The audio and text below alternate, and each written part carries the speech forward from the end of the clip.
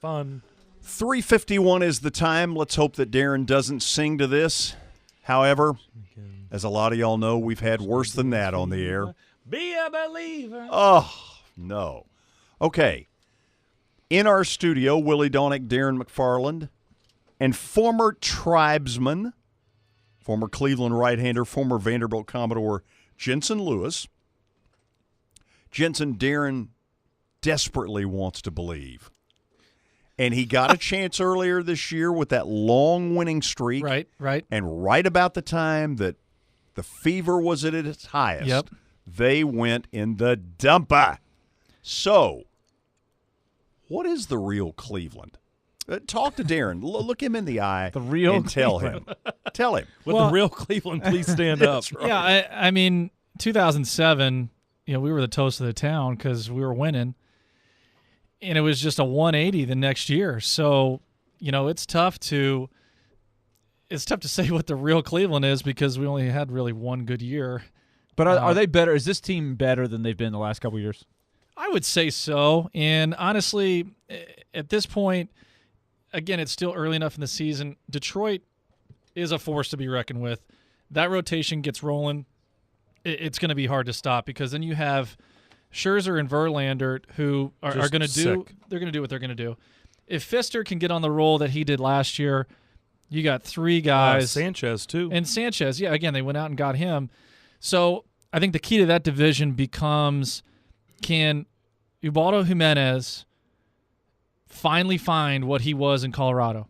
Masterson has pitched his butt off to keep them where they are.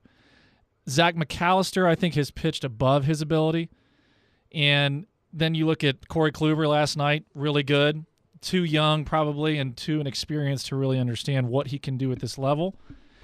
And then, again, Brett Myers is on the DL. You've got Perez on the DL. Yep, you've got Perez on the DL too. Getting arrested.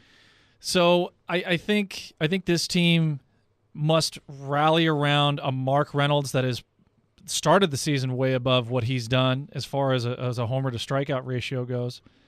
Swisher is going to have a huge year offensively. I think Kipnis has been pretty good. He's struggled this year. Brantley has been consistent for them. Bourne's been a dud. But I think Bourne, and I think George can probably attest to this watching him in Atlanta, Bourne is supposed to create chaos. Tony Kemp, is the guy I think of when I think of Bourne, is your job is to get on base, create havoc, and then run everything down. So I believe in the Indians. I think if they stay healthy and their starting pitching can really pitch a lot better, 2, 3, 4, 5, I think they got a shot. I like the way they were aggressive. It's a long shot, though. They were aggressive spending money, but so far, Swisher and Bourne have not been worth those contracts. But if that gets them to, 80 – let's say they win 84, 85 games and don't make the playoffs, that's still a pretty good jump. That's a pretty good jump from where they've been. It's a good positive move for next year. That would be, I think, acceptable. You can't be disappointed if they don't make the playoffs. I'd be a little disappointed if the roof caves in. Like it has the last 2 years. Right. They get off to the big start and then just collapse. Right. I think there's something to be said for being able to go wire to wire and say, we're better. We're getting there. Gentlemen, how did we do in hour number one? I think it was riveting discussion.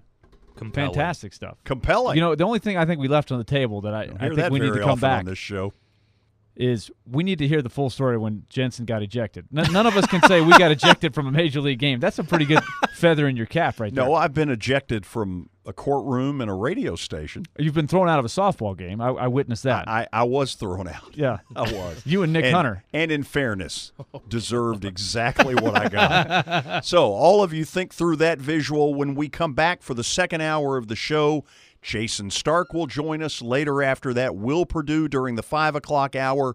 We got a lot going on. You're listening to Sports Night, presented by Baptist Sports Medicine on the Game Radio Network.